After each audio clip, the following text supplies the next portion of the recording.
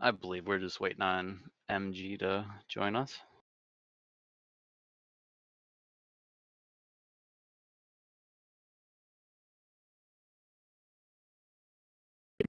Can you hear me or? Yes. Okay, cool.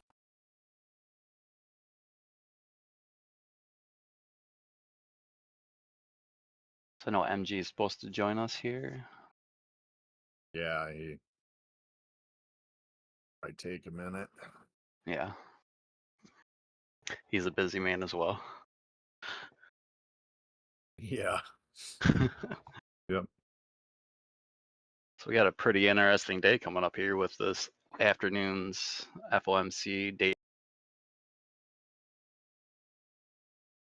that's priced in as a 50-point reduction. And I think we're going to see something interesting this afternoon, especially if they don't follow what's priced in, if they go with a 25-point. So that's going to be a pretty interesting reaction this morning or this afternoon at 2 p.m. So that's what I'm kind of waiting to see on that data this afternoon. And as we all know, like the Fed chair is not proactive. You know, they're reactionary. They're lagging on dot plot data.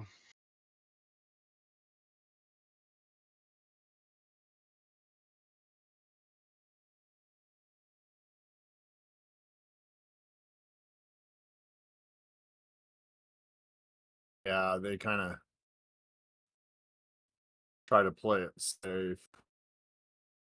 Yeah, and their two mandates are, you know, job growth and, you know, cost reduction. So, or sustainability in that. So those are their only two primary mandates.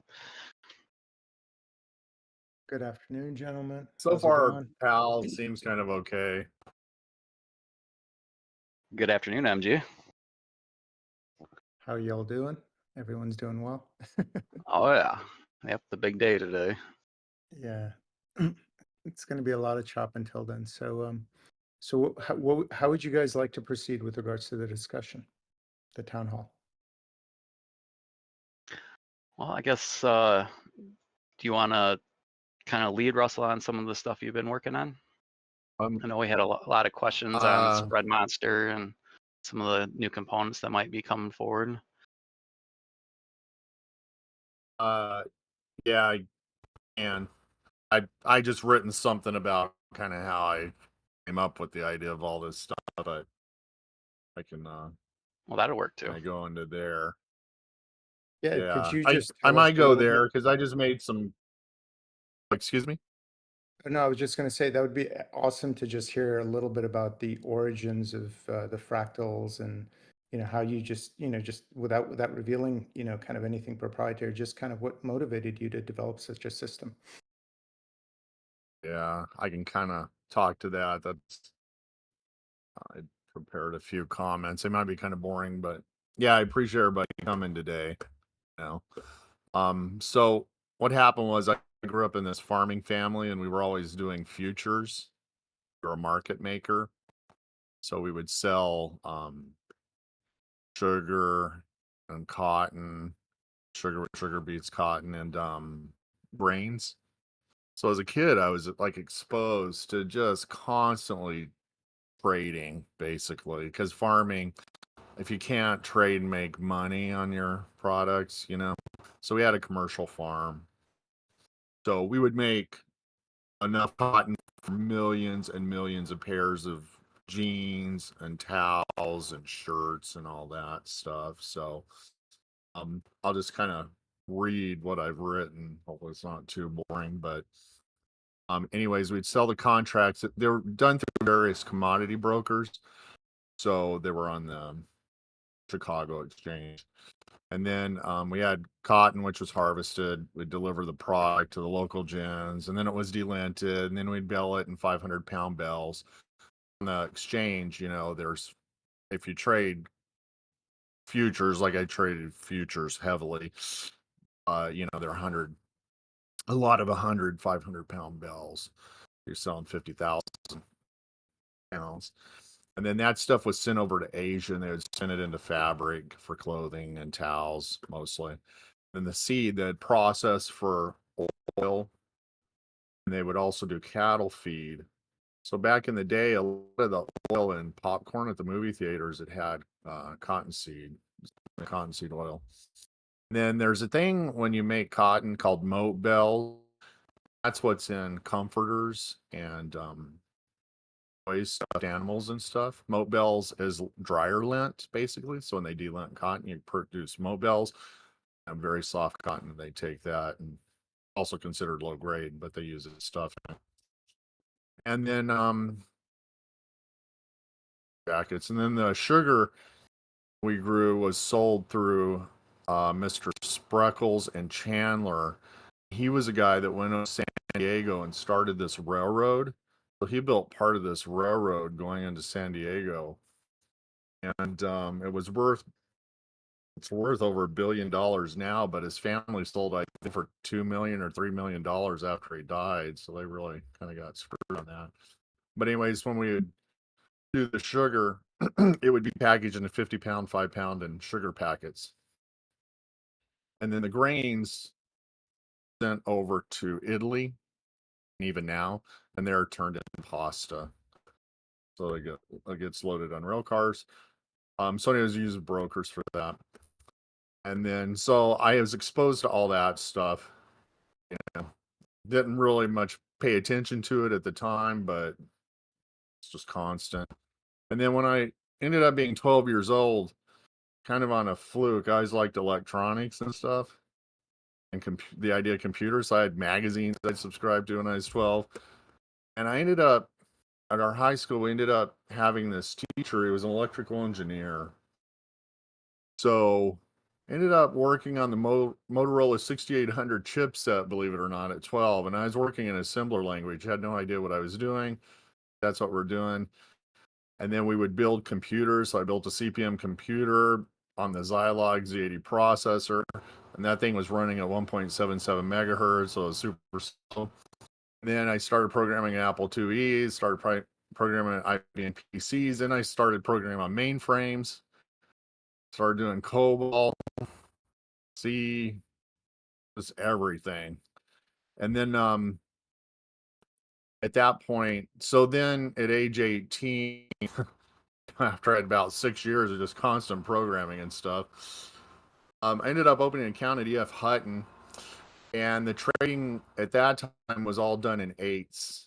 And you really had to have a broker, because if you didn't, you had to have a CDN connection into the exchange, which is very expensive. The broker basically goes into the exchange. So that's a consolidated data network connection. So at 18, I didn't have money for that, of course. So I just had an account over there. I put in a couple $1,000s I had saved up.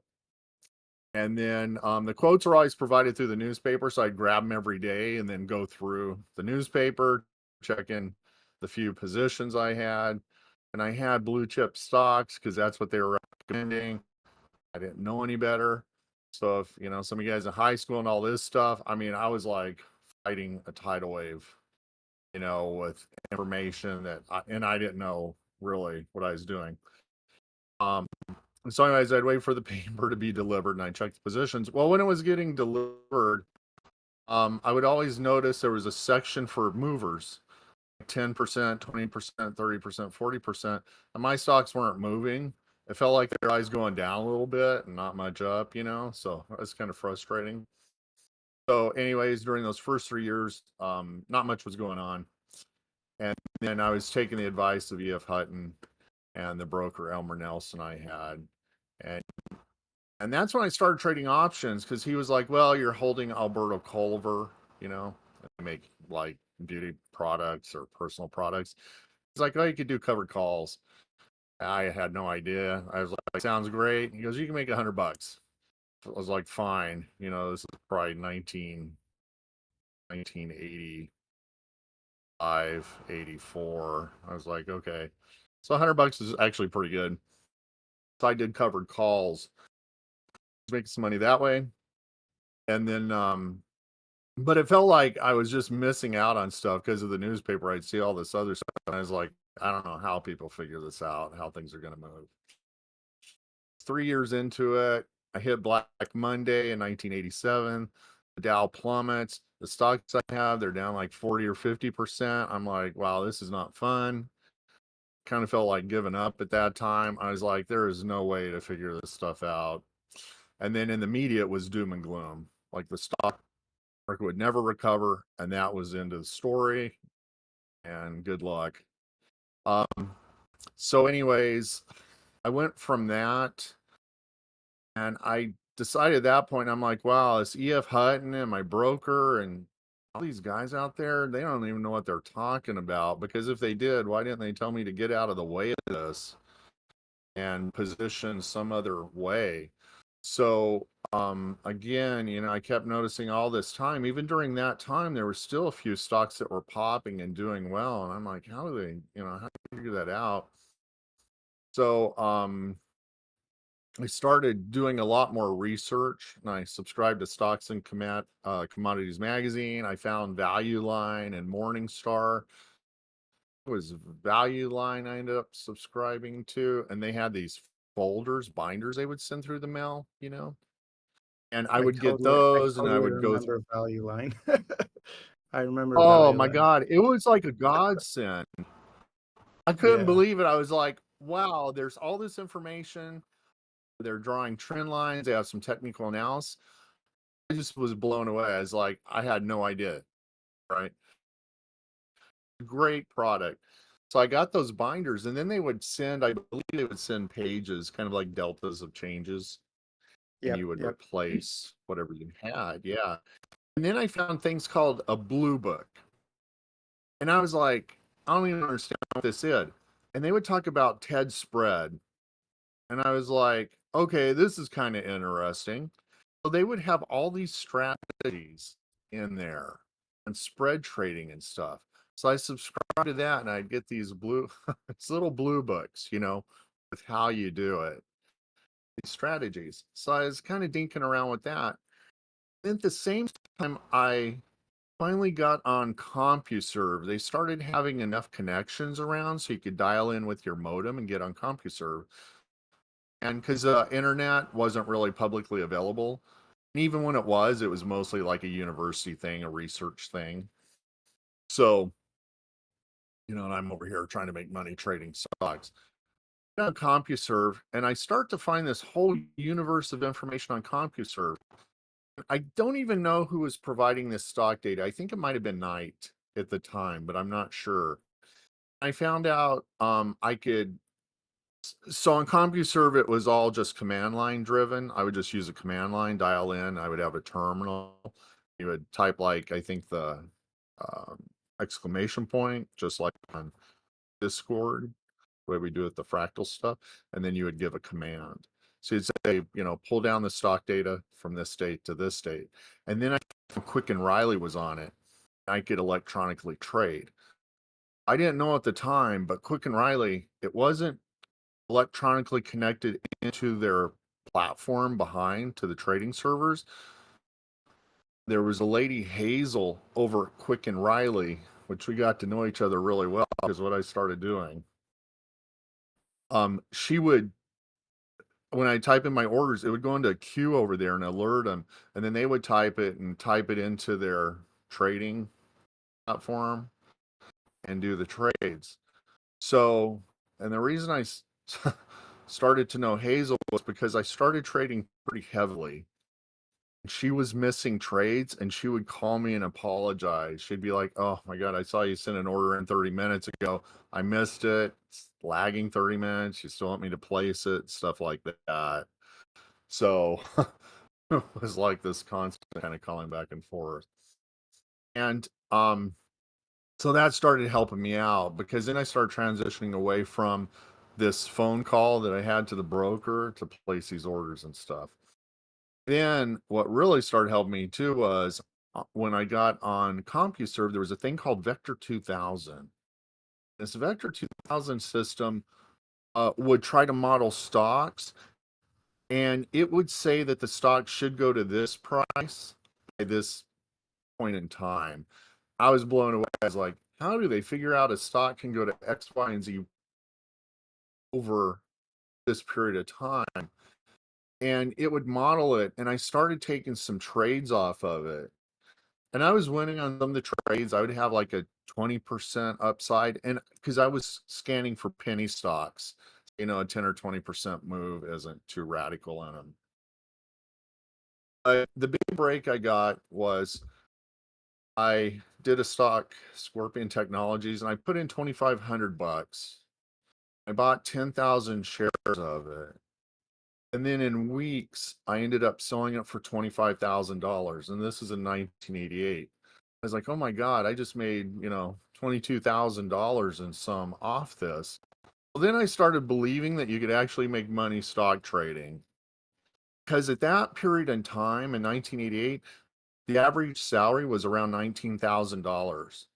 And I, in just a handful of weeks, made 22,500. I made more than school teachers and stuff in just a matter of time. And I was like, oh my God. I was getting pretty excited. And then I started putting more effort into it with the programming stuff I had learned. And I started pulling down data. And I used this product called Graph in the Box because computers were like dirt slow at the time. So even Graph in the Box, to render a graph, it might take like 2 minutes to draw it out. I'd get the data, I'd throw it into Graph in the Box, and I started finding if I did cycle analysis, like back on the farm, we were doing seasonal analysis where we're looking at what parts of the year things are high, what parts are low. So I started kind of copying that. So my exposure as a kid to that actually started helping me. And at the time, I didn't realize it was going to have any benefit in the future. So I started doing cycle analysis and I started building histograms on price action. So I made $22,000 and more on Scorpion. So there was a stock called Go Video. They had a beta and a VHS machine all in one. So I started finding it had cycles to it. So I ended up buying a bunch of stock. It was in the low side of the cycle. So I spend about $12,000 now. I keep building up my cash. And I buy a bunch of Go Video stock for $12,000. About 12 hours later, I sell it for about $90,000. I'm like, oh my God. And I'm like 22 at the time. So now all of a sudden I have over $100-something thousand in like just no amount of time in 1988 where the average salary is like about 19,000. So I've made 5 times what somebody. I remember distinctly, like one time I withdrew $50,000 from my account. So I'm like barely 22. I remember going over the bank with the $50,000 check, depositing in my checking account. And the teller looks at me and she was like, oh my God. And she goes, that's all the money you got? Like she was just like blown away. I remember that so vividly. It was crazy. So I just kind of kept doing that over and over. And I was always in the universe of penny stocks. Then I started finding other metrics with it. I started finding if the float was 5 million shares, so it was pretty tight. You could get, you know, decent moves if you could time it well, because the float, you know, wasn't a lot outstanding. So I had found at this point in time, I had a pretty good strategy using the histogram. Then I started finding seminars and stuff around for stock trading. There was this one mathematician I found. He was working for a hedge fund and they were trading hundreds of millions of dollars. This was in the 90s, early 90s. So I took this class. This class was $5,000 this guy offered up. So I paid the $5,000. I went to it and he was talking about all these iterations he went through as a mathematician to find something that would work in the exchange. And he said, out of everything we tried, they were using, you know, Bill Williams stuff and Elliott wave, and whatever. He goes, standard deviation. He goes, that's the only thing we found over time that seems to consistently work. And things are down, you know, -1, -2, -3 standard deviations, or up +1, +2, +3. He goes, there tends to be corrections. So my cycle analysis, I was like, well, that's kind of interesting because not really doing standard deviation, but on my histograms, I'm finding these oscillations when price goes up, price goes down. I started extrapolating that. I was like, man, if I could figure out a cross in a plane of price action where it's going up by and large and where it's going down by and large, doesn't have to be perfect. I just need kind of zones, basically. I could probably really start to refine things. So that's when I had also done the Mandelbrot. When he came out with the Mandelbrot equation, I'd also typed that up in the computer in the code and was drawing Mandelbrot things. And I was like, man, this thing's kind of like this Mandelbrot data that this guy came up with, this mathematician. Just 1 second, Like, Russell. For those who don't know, Benoit Mandelbrot is the guy who kind of is considered, like, he was a researcher at IBM, and he's kind of considered like the godfather of fractals. He wrote a book, I think, on markets and fractals, and so that's who Russell is referencing. Go ahead, Russell. yeah, and very smart guy, very intelligent. So he comes up with this just genius equation. I was looking at that, looking at the market data, thinking about the class I had. Like, if I could find a way to disaggregate this, find this process, it could give me even more of an edge than just my simple histogram. So that's when I started experimenting. And the fractal system we're using now came through many iterations. So I ended up, at the time, I didn't realize it, I ended up creating the state machine, vector state machine. So the fractal data comes about through the vector state machine. And now at MIT and other places, and there's a guy out of Russia and stuff that, they have equations and stuff for all these various state machines and stuff. So I come up with this state machine, and then from there, I start to find other things. I'm like, wow, I can create clusters. I can create these imprints of where price is at and moved down below, moved up through. I can create, out of the vector machine, I can create a state machine. So I can track when price is intersecting prior price highs and lows. And then I could create spread monster. I could create market maker move. I could create all this stuff. So I just started building things like crazy. So, and I called that system Inspire. So it came out of a lot of iterations.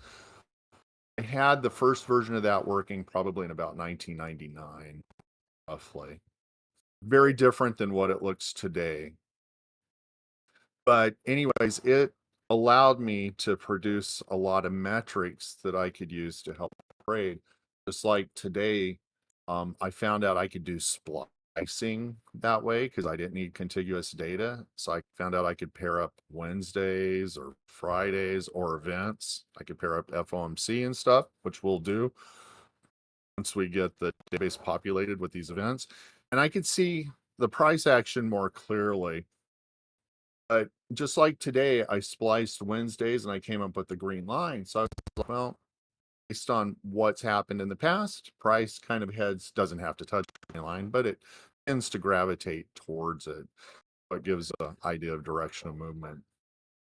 So today what we're using is a variant of that Inspire system I did. So I'm taking that and moving it into Visual Studio because it's written in some old technologies that Microsoft's not supporting. And also, a lot of what I did was in CSV files, so I'm moving that over into the database. So, Moose and I work on that. Milk helps with all this stuff too. He's validating it, making sure things are working because it kind of takes a team. It's one thing for me to sit there and do it, but I can miss things. So we're kind of all working hard on it. And then I know you guys are checking it daily, making sure things seem like they're kind of working. So it's not supposed to be the holy grail, but it just helps define zones and stuff so we can see them more clearly. Just like today, that green line I have in the QQQ Live, that's kind of a little difficult to see unless it's done through the fractal system, because it's kind of trying to uncover trends and cycles in the marketplace. So anyways, that's kind of how it came about, was just out of desperation, I guess, more so than anything. Try to be profitable in trading. No, it's So pretty that's about all impressive. I And have on it.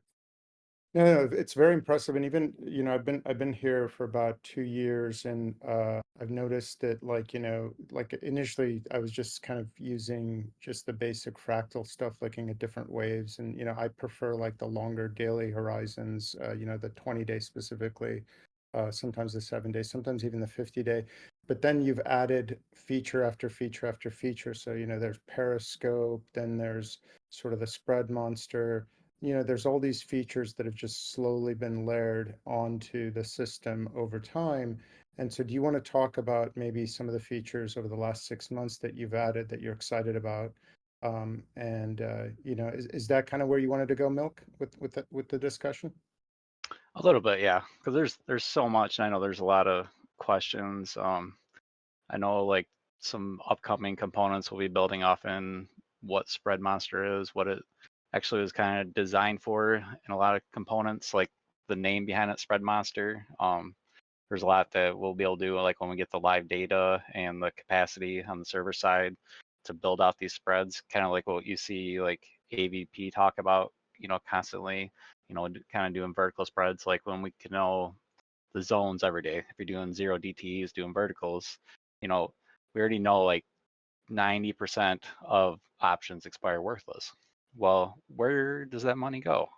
Well, it goes into the premium. So if you're an option seller, so to speak, how can we capitalize that and be like the market makers? So that's one huge advantage we have with Spread Monster that, that we can utilize here in the coming future. Other components are like IV, like you see us post every day. Like I incorporate those in the features. I do conversions often the S&P markets where I see exposure at, and it plays out very, very well every day. I mean, that's a huge edge. And then you see Big Gun too. He's doing that, with the Mag 7s, some of the larger caps, and those are performing very well.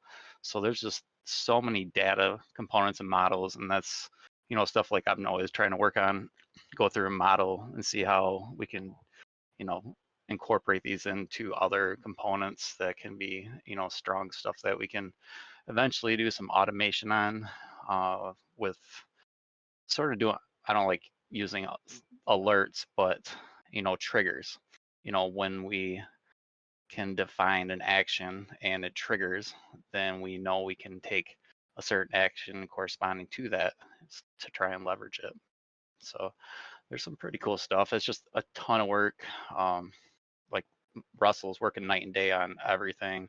Moose is building out some of the other components. There's like neural net language that he's working on. I don't want to compare it to Chat GPT, but it's, where you don't have to, go in the data warehouse and know how to code, so to speak, and you can ask it in a native language, like a question, and kind of spit out a data component. So that's, further down the line, it's going to take a while. Do you want to speak on some of the stuff, Russell, that you're looking at? Yeah, I sure can. So, like Milk's been working on a lot of different things, and takes a team of people, because even though I code and stuff, it's like, it's only part of the equation.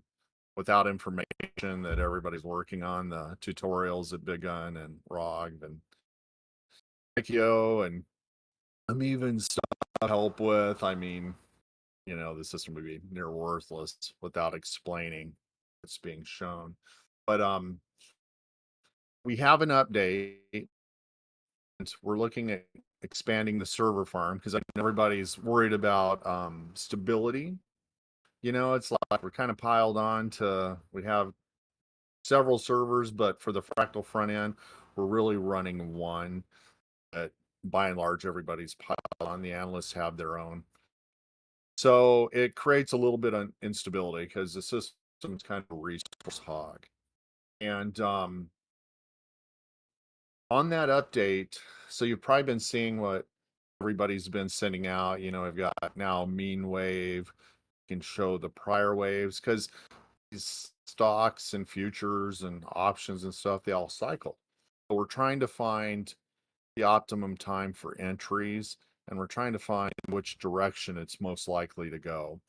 So in the new update, the new system, it's got a lot of things with cycle analysis to even expand on that. As mentioned, the Inspire system has tons of features I'm trying to bring over. So I changed the way the display works, and because of that, it's a lot of heartburn bringing it over. Plus, Visual Studio has its own coding requirements that change from what it was originally coded in. So, undertaking moving that stuff over. So, appreciate everybody kind of hanging in there as we get the features brought over and into the system. But system with wave analysis, it also looks at the imprints. It can figure out where break in a lot of the imprints are at. You know, the imprints are just formed whenever we get above or below the pivot line. It's kind of like footprints in a sense, but it's just a memory of where the price was at that time, the little dashes on the right, just to give a visual idea. Because the market, while it has repetitiveness to it, you know, a lot of people will kill themselves trying to back test. And I use Cure a lot, and on there you'll read about guys. I've been trying to backtest for 3 years successfully, you know, backtest into profits, and I cannot ever seem to hit it. And so our approach is we're trying to follow the price action, not expect perfection, but just have ideas, kind of fuzzy areas, right? So this new update again is addressing that. It's in more lines that kind of suggest what may or may not happen, and you know, then using like the vector code, the stuff Milk's doing a motive wave, you can have a more precise area of entry. You know, because trading's all about kind of like playing horseshoes a little bit. You know, and you don't have to be perfect with it. You just don't want to hold the steering wheel too tight either. Yeah. Like today, you know, getting all bristly on the call side, you just don't want to be too, you know, ingrained in the idea of what may be happening, and instead watch what is truly happening. So the update's just moving into that direction. It also does, there'll be like candle analysis, and it's not candle analysis the way the books read, the way it's taught. So when we bring in the candle analysis system, it's more of analyzing price action discovery. That will allow us to figure out more cleanly what is reoccurring in the market, so that we have better and better ideas of what to expect.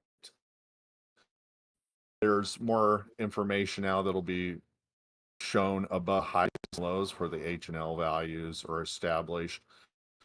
We'll also have web components, so that there'll be a system that's available without going into app from the website. So it'll make it a little easier to bring it up on smartphones, on tablets and stuff. So that's being worked on.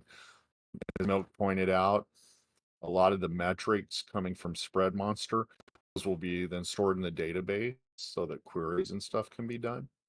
So that'll help aid in price discovery and potential of trade. So just a lot of various things, a lot of stuff not seen on the internet, not in books, just proprietary stuff, you know. Also built a lot of systems for corporations, the DAO and the SPY, because when I started doing this too, like I got in some magazines and stuff like that, and kind of a sordid past, but anyways, contract building of systems for trading. Some of these systems, like they would do foreign currency, for example, you know, they might make 50, 60, 70, $100 million a year. So just had a lot of exposure A lot of these systems too, they would tie into mainframes because back in the day, the PCs just weren't that powerful. So you have to use mainframes and connect into them to do processing on DB2 or whatever, Oracle or so. But just a lot of new stuff coming out that's new and fresh. It's not a repeat of MACD or RSI or Correct. the stuff No, we do. We're trying to do price action. it's very useful, and it ties in with I guess the auction theory stuff that Milk likes. By the way, just as an aside, you mentioned being a farmer and doing futures. The originator of a lot of the auction theory stuff, Milk, Stadelmeyer. I don't know if you've read Pete Stadelmeyer's books, but he was a farmer also, and that's how he got interested in futures. So interesting origin story there too. So that's interesting. You mentioned yeah. that, like me and Rogue Moose also come from a farming background. So There you go. There you go. You guys are in there's a tradition of that, beginning with Stadelmeyer, who a friend of mine kind of knew personally and was an interesting cat in the Chicago futures pits. So, one of the things that I do want to kind of let everyone know is that, the markets inherently have a lot of noise to them, and the signal to noise ratio is always very faint. And so I just want to make sure that people understand and hopefully Mill can kind of speak to this as well. You are always going to be navigating a tremendous amount of noise. And just to kind of give you a little bit of intuition, let's say on a daily basis, your portfolio is returning, and I'll use a small number like 10 basis points. And you think, oh my God, 10 basis points is nothing on a portfolio basis, because people are talking about hundreds and hundreds of percents on particular trades. But if you're inching up at 10 basis points, and let's say your total portfolio is going up and down 1%, with a 1% standard deviation. So your average is up 10 basis points with a plus or minus 1 standard deviation. Believe it or not, that portfolio has a Sharpe ratio that's like 1.5 to 2. That's a very, very high Sharpe ratio and is considered like a world-class sort of Sharpe ratio. If you had that Sharpe ratio professionally, you would basically be able to manage almost unlimited amounts of money if you could actually do it. So I just want people to have some sort of notion of no matter how precise things get, you're always navigating through a whole bunch of noise, and you just need to sort of have that in the back of your mind as you're trying to navigate it. And a lot of this stuff is very good and has signal, but there's still going to be a lot of noise to it. Win rates aren't going to be 100%. And so just to have that in the back of your mind so that you psychologically know how to position correctly and navigate it as you're using these tools. So go ahead. That was my PSA, Milk. no, Yeah, that's well spot put. on. And it's always about the long term. Like, like you see, like on the Periscope stuff, for instance, 1,000, 10,000%, like those are nice, but you're looking at the long game. You're not going to hit that every day, but you're positioning your risk so that you can accumulate positions like that and absorb anything that doesn't. No, absolutely. Like if something has 1,000% return and it hits 1 out of 5 times, you might be very, kind of disparaged by not, by the fact that you're hitting loser after loser. But even if 1 out of 5 times, 1,000%, your expectancy is actually very, very positive. So I think people just need to be aware of, the way that the expectancy equation works. And just psychologically be prepped for it, because the worst thing you want to do is to enter a strategy and then midway, because of the noise that's inherent in trading, get discouraged or change strategies or switch or veer. That's usually almost a guarantee that things aren't going to work out for you. So just sort of beware of that. Absolutely. And we see that quite a bit, with, not to isolate or, like get on retail trading, but a lot of people that are new to trading, more so less than 5 years, but more so or even greater at like less than a year, they're trying to switch back and forth, because they're looking for that, holy grail, that 100% win rate where I can do compounding interest, go all in on every trade and double, that's a fallacy. That's an absolute fallacy. So, we gotta do our homework, create a strategy, work your systems, know your risk management. What style trader are you? I mean, can you take on, several losses and be okay because you know what the long-term strategy is?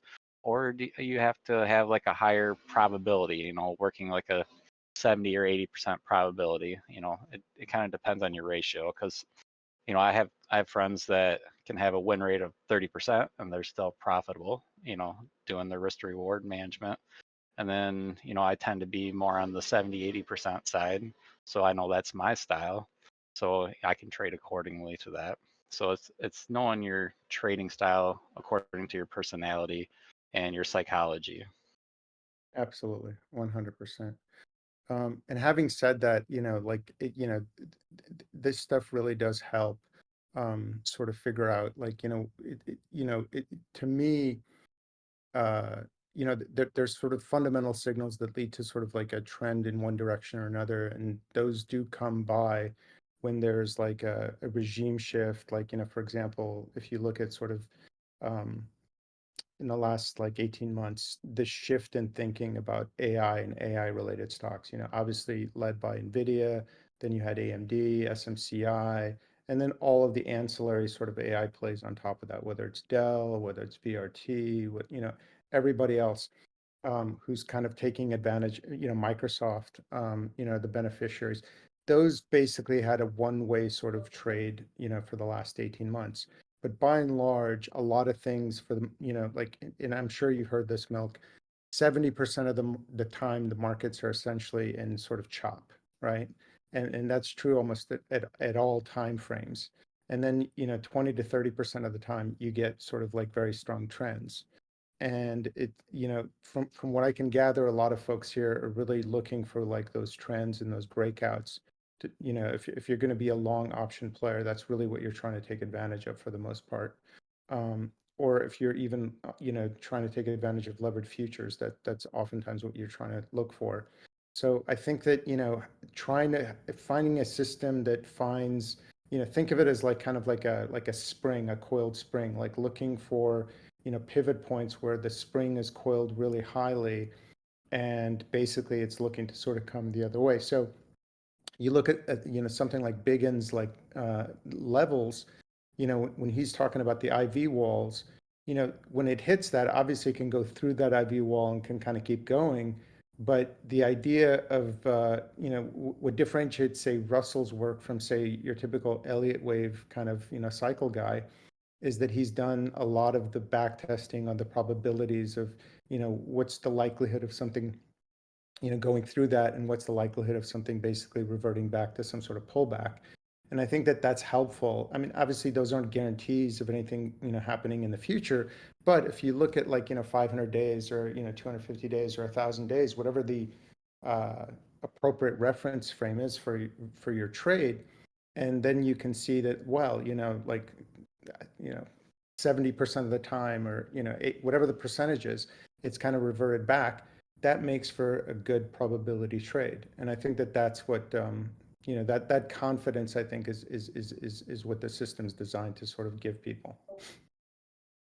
And that's kind of the beauty of it. Like, we're doing the projections, forward looking. We're not using lagging indicators that are lagging in real time and showing you like past averages, so to speak.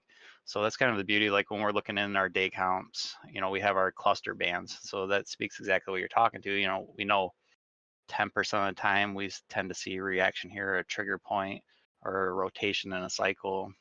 Those are pretty powerful components in the system. And then, like in addition, some of the stuff I do with futures, I can see some of the heavier data sets where I know to expect, rotations or trigger points. So, it's my advantage with some of my data sets as well. So like layering these components together becomes, that much more powerful when you have forward-looking metrics of volatility of IV where we know market makers are positioned. Then if I can see, where the larger players, so to speak, are positioned at, where are they gonna supply and demand, in auction theory, so to speak. It's a little more complex than that, but when we look at ranging days, or it looks like we so-called chop, we're actually in balance. It's where the market is saying, hey, this is fair value. This is where buyers and sellers both agree the market is in fair value. So when you start to look at that, we're like, okay, so our coiled spring is condensed. When is that going to trigger and expand? So it's another way of looking at it. So there's really a lot of knowledge in our server between everybody. We all try to build off that, come together, bring all these data sets together, model data, see what form strategy, how can we perform better? How can we have an edge over everybody else? You see all over all the social media stuff, everyone's got a magic alert system. A lot of people are selling alerts, saying, hey, I got a 100% win rate, and the next day they're deleting everything.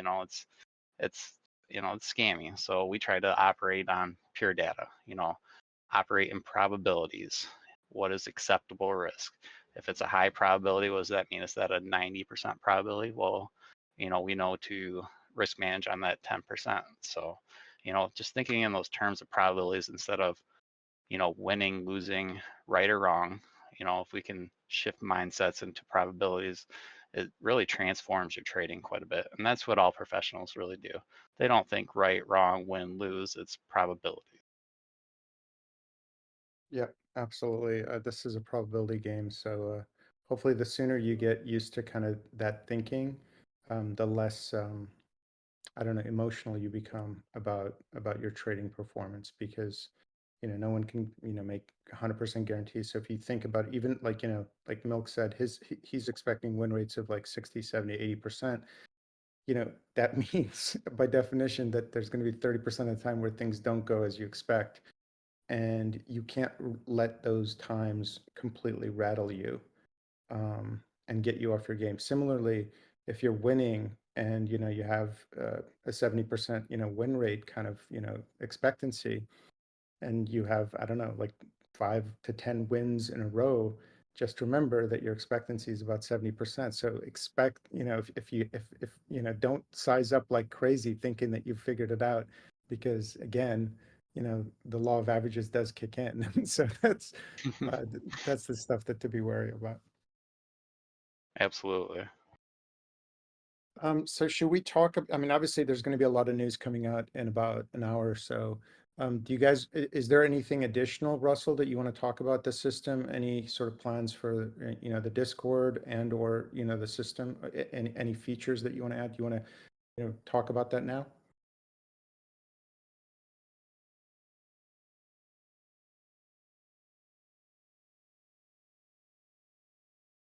His mic might be off or not working.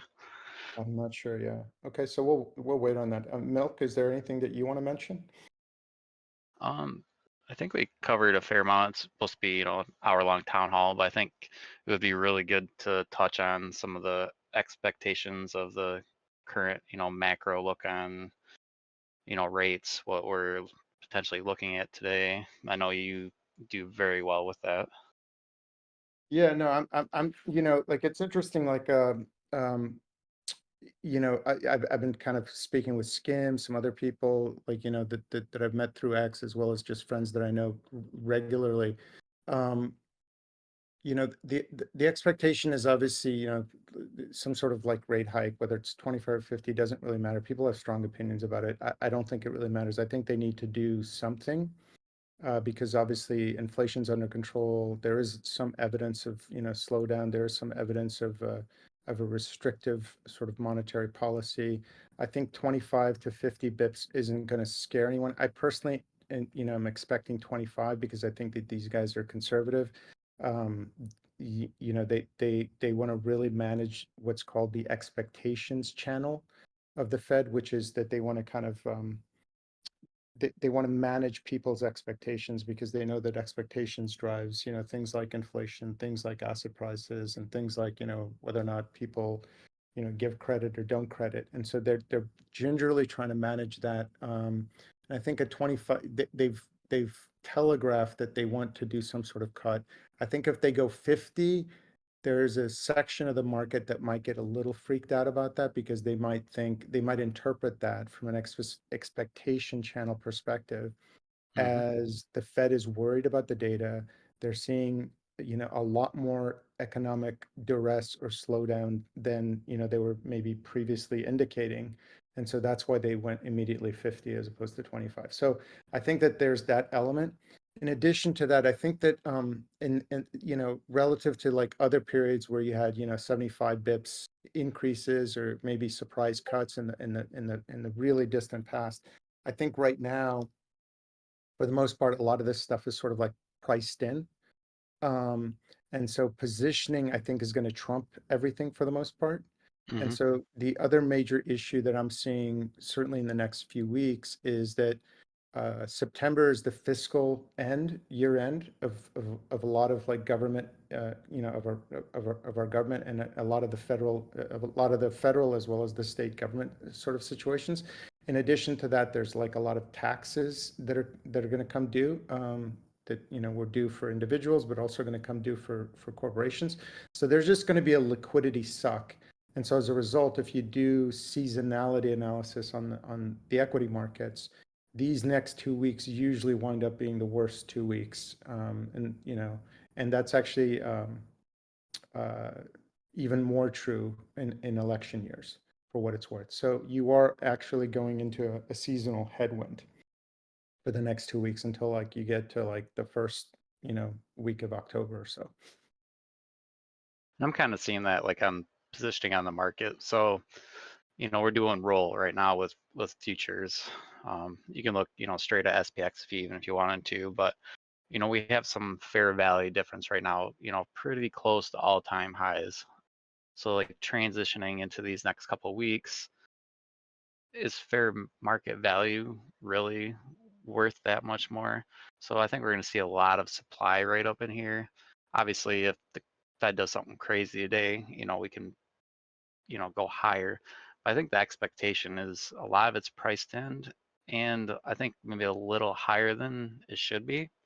Especially, everyone's expecting a lot of cuts over the next year, and we all really know that the Fed tends to lag a lot more. So, we might be behind the ball a little bit in what the Fed actually does. Yeah, I mean, on a daily basis, my suspicion is that whatever hedges people had, um, you know, y- if you're taking out insurance against something really crazy happening today, which, I assume that a lot of managers just did just for, risk management purposes. Once the news comes out that it's a 25 to 50 basis point cut, once that's kind of out there, and if the news on the press release doesn't like indicate like any weird, I don't know, any other further deterioration or any other weird results, like the dot plots are, in line with what people are expecting, um, then I suspect that a lot of people will take those hedges off, right? And and Hmm. and the process of taking those hedges off will probably result in some sort of temporary buying flow, right? Yes. But then after that, it's probably, the seasonality stuff probably kicks in. That's my sense.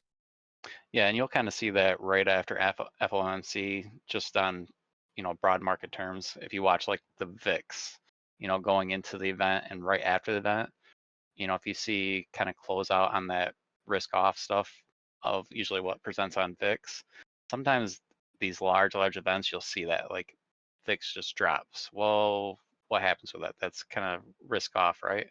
So now all those hedges on the downside are taken off, and that tends to lead to some delta adjustments in market makers, where they could be buying the underlining, so to speak, temporarily. So that's where we get Yeah, those larger squeezes. definitely. And I think Russell captures that to some degree in his in the option analysis and the spread monster. But Correct. if you go to like the GEX, Gamma, Vanna, option guys, they talk about it in the language of, there's a lot of gamma kind of that essentially gets expired. And so there's a term, that, whether it's Vanna or Charm. Charm is the one that I like, which is that as time kind of expires, and if you're out of the money, um, the delta basically goes down. Just, even if nothing happens to this to stock prices, just the passage of time alone causes the market makers to reduce their hedges. And so that causes them to effectively buy back their hedges as time just sort of, persists. And so that they call it the charm kind of push. It just kind of fades the markets up that way.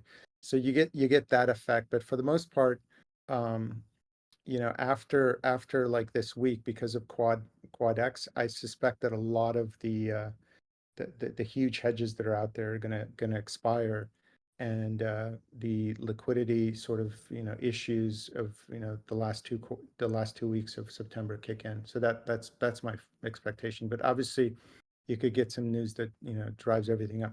From an economic perspective, GDP is at 2.9%. Everything's looking pretty much like we're going to hit a soft landing. There's stresses out in the economy, but unfortunately, to me, it seems like it's very distributional. So, if the average is doing really well or doing relatively well, but people who are in the bottom, say 20th percentile of wealth and income are struggling. And that's been the news across the board. I mean, you have Dollar General, had misses. Ally, which is kind of an auto loan kind of like a operation, a bank that specializes in auto loans. They're struggling, and the news that's coming out of a lot of these guys is that people at the bottom are really struggling, whereas the average is and obviously people at the top are doing relatively well. And so it averages out to a pretty decent normal economy, but you do want to be cognizant that there are distributional differences. What we call inequalities. Inequalities, correct. Better word. Yep, there's definitely a gap divide between lower, mid, and upper asset classes, I guess, or wealth Yeah, haves and distribution. have-nots, right? Haves and have-nots. The have-nots are struggling. The haves are doing well, and so the average looks like it's great, or it looks like it's healthy. But within that, there's a lot of inequality, like you said. Absolutely. On Friday, it should be pretty interesting with, I think, triple witching. We're gonna have a lot of AM expiry, which means right at open, so much is rolling off on the S&P. So, and I think we usually have issues with that on the OMM because of those AM expiries on triple and quad witching. So just be cognizant of that too. Russell's working on some of the OMM component stuff with the data. And then also to speak on what you were just talking about, Vanna Charm, Jex, we actually, future component, we're gonna have our own metrics on that. So we'll have different terminology and how we aggregate that data on the M exposure and delta positioning and all that kind of stuff. So stuff you've never seen. So that's pretty exciting too, but that's going to take time. Yeah, OMM more or less does it. I think to first order, it approximates a lot of that stuff, I think, right? Yes, but there's different Greeks table that we'll Oh, we'll yeah, be yeah, having yeah. utilizing. So Yeah, nothing your normal retail has. And good, that's kind of an good. interesting thing. You see a lot of these JEX models out there and they're useful, but nothing that's really comparative out there that I've ever seen with the OMM. Just nothing. Yeah, and also it's kind of like unusual option data that people get out there. There's a Hmm. lot of interpretation that goes into that, right? Very Because a lot of much. times you don't know if people are selling, if they're buying, what's going on. It's you have to use a lot of context to figure out what unusual flow really means. Yeah, I Um, spent a few years studying all that, and it is very interpretive. Very. correct, correct. And so similarly, like, when I hear stuff about negative gamma, positive gamma, and whether or not that's positive or negative for the markets, to me, that's very, very interpretive, in large part because you're talking about, second order, um, you're talking about the second derivative of volatility to begin with, of implied volatility in options. And by definition, it's directionless. And Hmm. so if you're in a negative gamma regime, all that really indicates is that whatever trend appears, it tends to amplify. It For doesn't a tell you period, which direction it's going. and it's only for a certain measured move, because then Correct. it's all delta adjusted. Correct. And it most importantly, it doesn't tell you the direction. It just tells you that whatever move is coming, it's going to get amplified. Yeah, yeah. Sometimes I mean, from my experience, there's certain trigger points where you can have certain expectations of a measured move, but you just don't know until you get there. So Correct. it's Correct. Good. I Um, I think that's why the OMM helps because huge. it has ceiling and floor.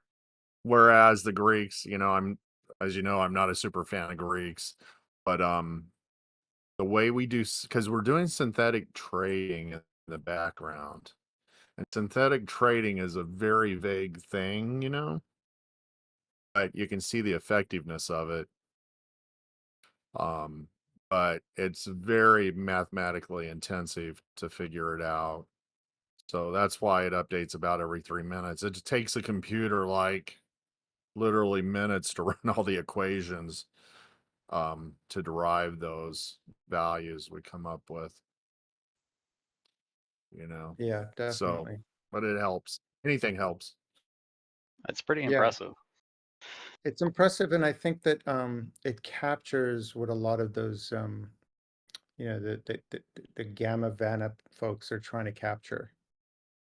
Um, so the information It, content in it it, is definitely at least as useful, if not more useful.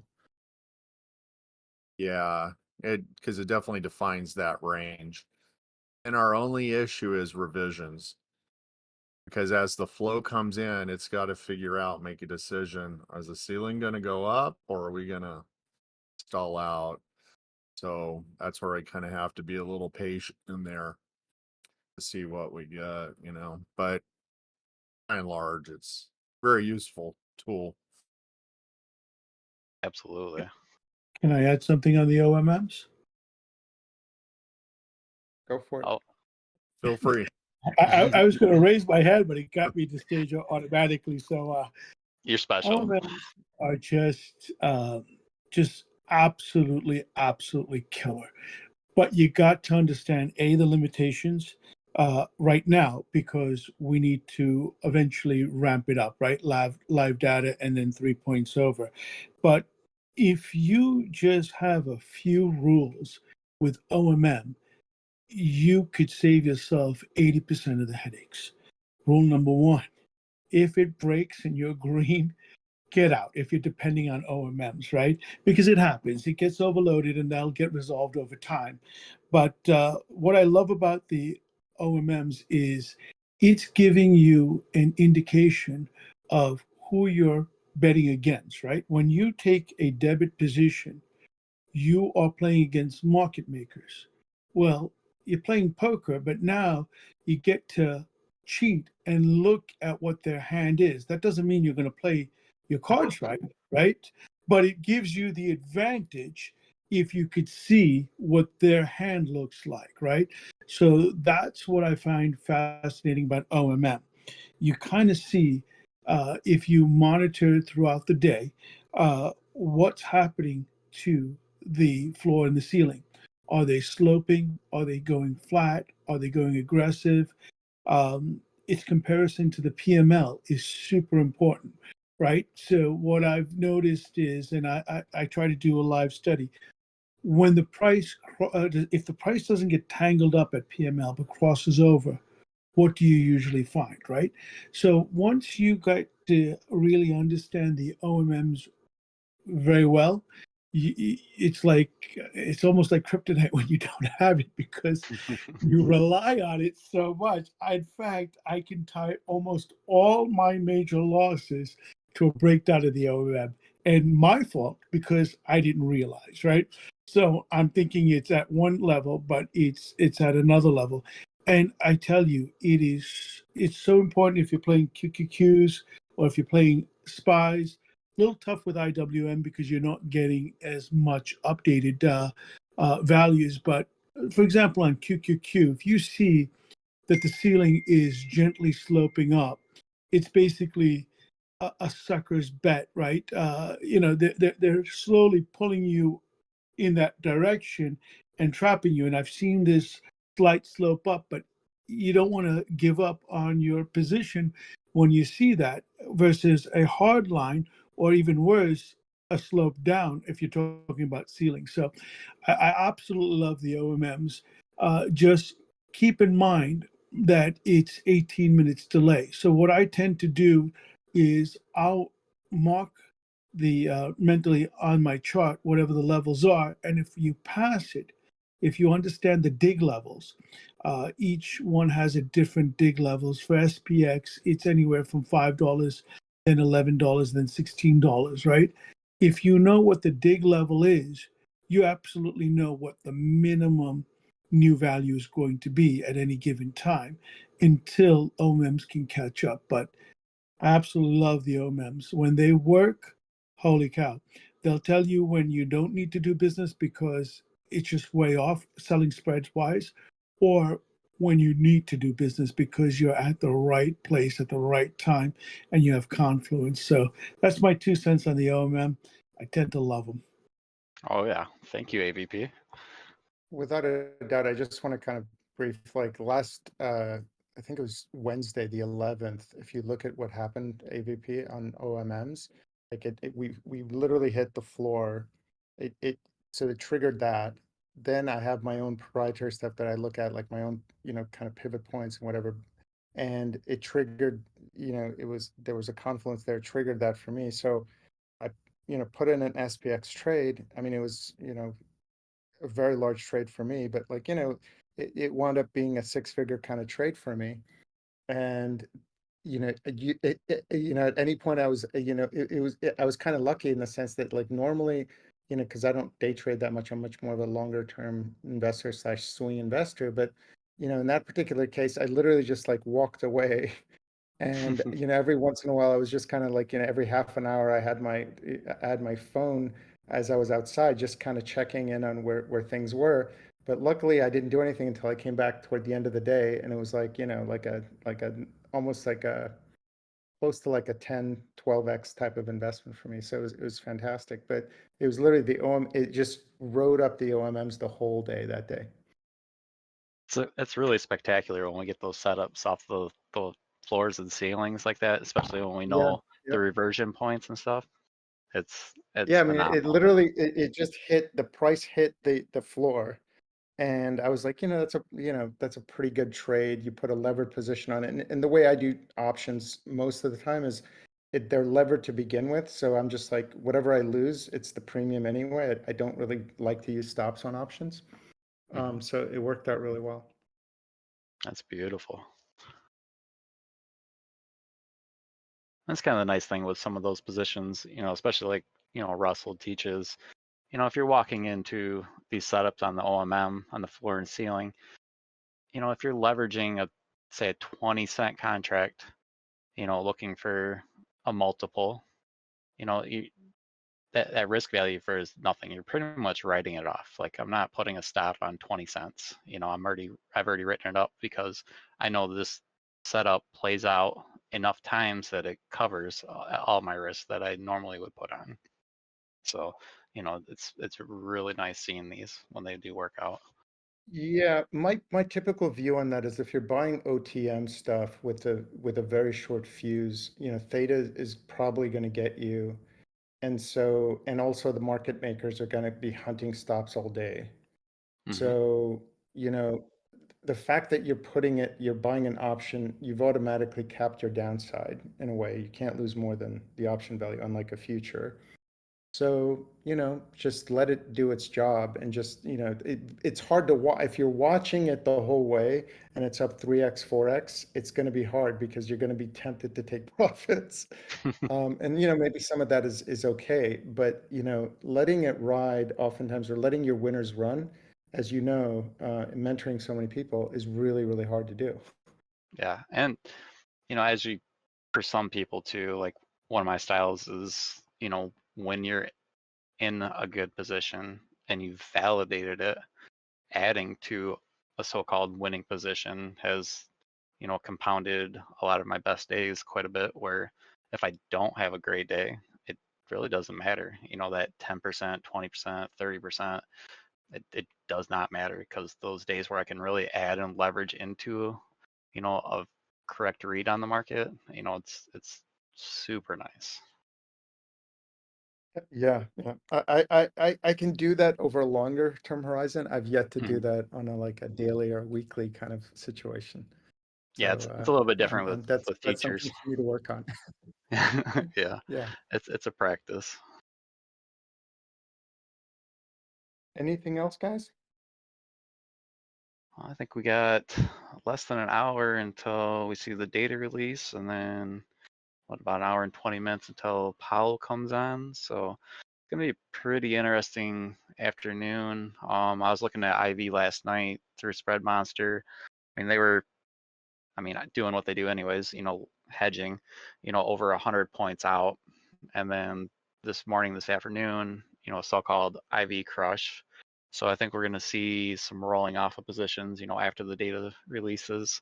So keep an eye on that, especially, you know, on Spread Monster if you have the access to it, or, you know, even look at the cross comparative, the week comparative, I guess, is, you know, the VIX, you know, is something to observe as well. Be careful if you're taking on a position on the opening releases. Make sure you're doing low risk and you're willing to write off whatever you put on the table. Do not over leverage. Do not go all in. You know, just be very cognizant of that. Yeah, like as soon as the data comes out, you know, my experience has been whenever you have like these kind of data events, the first move almost always is a kind of a liquidity, you know, liquidity search. It, And well, almost always it's actually almost reverses. it's actually the opposite, because walking in these Oh, is it? events, Okay. all the major institutions actually pull liquidity from the market to take risk off leading into these events. So it makes the market thin. So it doesn't take much Right, to right, move right, it. right, right. Yeah. Yeah. The And But one it just seems like it always bounces back from the very initial move. You know, it's like like when a you vacuum. yeah, yeah. It's very weird to watch. Mhm. the one If you thing I don't, did notice, I'm sorry, go I ahead, cut. AVP. The one thing I did notice on the OMMs for SPX, we're about 62 points away from the ceiling. However, throughout the day, usually I would consider this an outlier, because you'll always have one or two crazy numbers because a PML didn't fill out or something like that. But for some reason today, if we dump, the floor is way off and it hasn't changed throughout the day. Usually you'll see a spike because of some missed data or what have you, but this is consistent. We've been between 230 and 220 points away the floor from the price versus 62. So there is fear to the downside as far as market makers pricing, if I'm reading this correctly, you know? Because why would the floor be so far away? Why would you give so much distance all the way down? You just don't want to play close, right? So the floor, the SPX is showing that, and it could be nothing, right? Absolutely nothing, right? It could just be right after that. They're like, oh, I got scared for no reason. All that premium wipes out, and you'll see the floor rise tremendously. So you really want to watch the OMMs around 215, 220, right? Because you're looking at 18 minutes after, and you want to see if the floor stays put or if the floor comes up. If the floor comes up, they're reevaluating their downside risk. And obviously, you want to keep a look at the ceiling as well. But I just, I could be wrong. You'll tell me on the spread monster, but they're just pricing in a lot more to the floor than they are to the ceiling. Yeah, it was So definitely. roughly look at it like around 230. Just take a look at it 230, or is that too late? I would look at, well, when you see at 2 o'clock, you're gonna see some roll off, but everything, you're gonna see the major roll offs after Powell initially. Right. I put in the data in our professional so you guys can kind of see what the floor distance was and the ceiling distance was throughout the day, right? All, well, about 27 data points of it. There's a lot more. There's 61 in total, but this way you guys kind of get an idea. And you don't need to play it. You just need to observe and see how that works. And you can then compare it again on the next news event and see how it works for news after 9:30. Yeah, and we got to structurally, like positioning wise, on the market. From what I see, we have about 120 point range potential on S&P or ES futures in between 57.52 and 56.30. So it's really high probability we're going to close within there. I don't see us really closing outside unless something, is a very unexpected outlier release on the data. But I mean, sellers are well positioned above 57.52, and then buyers are well positioned at 56.30. So I see us closing within.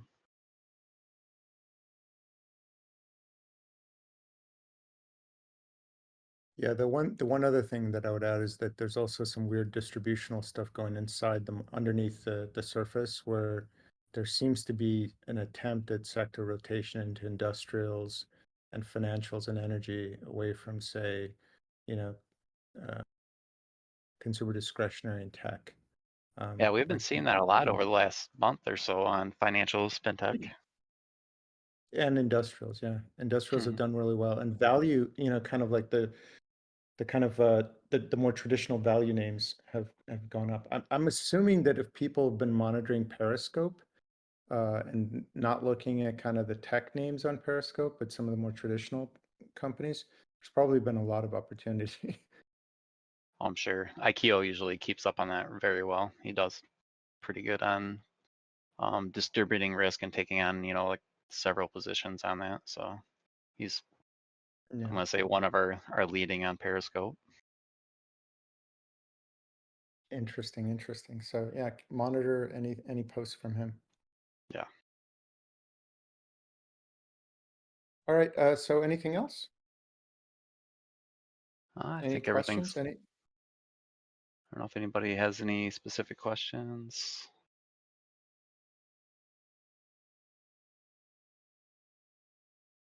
I don't see any requests. Oh, Max. I'll invite him up to ask, I guess. There we go. Hey, Max, can you hear us?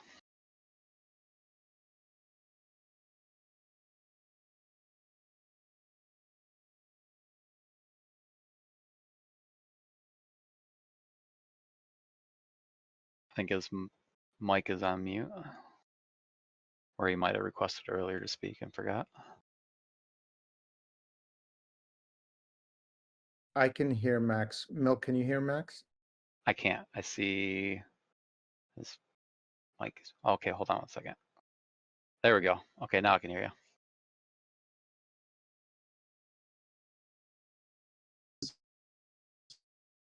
Up. But would it ever be a possibility Hey Max, to possibly implement? you're going in and out. Max, you're going in and out. Could you speak into your microphone? Oh yeah, can you hear me better like this? Sorry. Yes. Much better. Go ahead. Okay, perfect. Would you ever consider a possible socket connection or an HTTP request in the OMM server to possibly give some users access to an updating connection to receive the OMM data, or is that not in scope? Are you talking about like a direct feed into the warehouse of the data? Or are you talking Yeah, about just like for the the web? OMM, just for Well, the ceiling data. that's another thing that Russell's working on right now is a web-based component access to stuff, information like that. So that is something that will be accessible in the future. Oh, I perfect. can answer that a little bit better. Do you have access to the Fractal server? Yeah, I do. So you have access to data warehouse, correct? Yeah. So there's scripts that Rogue Moose has put out that can give you, or what I just put up. You saw what I put up where you have time where there's a script where you can go back and look at any date, right? So Yeah. it's quite there. I've managed to take 62,000 data points and put them in an Excel sheet. Now I just have to manipulate them, right? The question is, what you got to ask better questions, but you have access to the data. If you just have the right, and it's been posted all over the place, you just need the right SQL query. You can pull up exactly what I pull up. And sometimes that will happen when the OMM isn't working. You'll get readings here. So there's 3 fail safes. There is a script for the actual fractals. It shows up on the fractals. I don't know if everybody has that or not. You can get it through the database where you get this line by line data, so you can kind of also see gaps, and you can kind of see a lot more information than you can in the graph. The graph is absolutely stunning visually, but if you want to kind of get the nuances of how much was the distance and what have you, then that query will give it. So you have the data. Can you just take that data and put it in somewhere else? No, that's extremely challenging. Possible, yes, but challenging at the moment, right? But you can absolutely go back and look at days and look at the data. The only interesting thing that I've done to save you some time is I've scrubbed the data, put it in an Excel sheet, and I put together a OMM graph that's a little bit different than the OMM, and I found it very interesting. The only problem is it took me 45 minutes to do. So by the time you do it, it's too late. The data is no longer valid, if that makes sense. But I've played around with this data. If you've got good questions as to how you want to manipulate that, DM me, because I'm constantly looking at information. The information that we've come up with so far that makes sense is Eco came up and said to me, hey, when puts below are increasing, it shows a bullish tendency. So we created a simple formula to give you puts above green line, puts below green line, so forth. The thing that Russell was doing often by hand was drawing the balance above the PML, below the PML manually, and he was showing the differential. So I created that column that says balance, right? It just tells you how much further up and below, right? You have the distance to give you the offset, right? And then I also have the ceiling distance, and I also have something for the dig. And basically, you really want to know what the dig is, because that's the tolerance that the ceiling can take before it's forced to move, right? So if the dig, for example, is about $5 on SPX, if it gets less than $5, you're absolutely certain that the ceiling will change value, right? So you kind of get an idea when you're right at the precipice of either it's going to hold or it's going to break. You pay more attention. But if you have any more questions, you can always DM me. I hope that helps. Yeah, that you answered my question 100%. Appreciate it.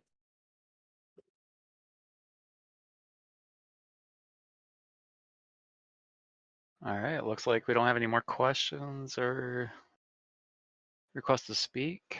And we got about a half hour until the data release and then about an hour until Powell. So this is going to be a fun afternoon. Definitely. I want to thank you and Russell and AVP for stepping up and doing this town hall. This was educational, and hopefully it was worth it for a lot of folks that were listening. Definitely. And I want to thank everybody else out there. It takes a community. So like everybody doing a little bit to help everybody, it does make a difference. So, it's a large in part team effort from everybody. Obviously there's bigger contributors, but a lot of other people are, doing modeling, looking at data components. So it's all a great thing. So we really do appreciate everybody. Definitely. Good luck trading, and always manage your risk, guys. All right, everybody take care and have a good afternoon. Thank you for joining us. Have a good one. All right. Or bye.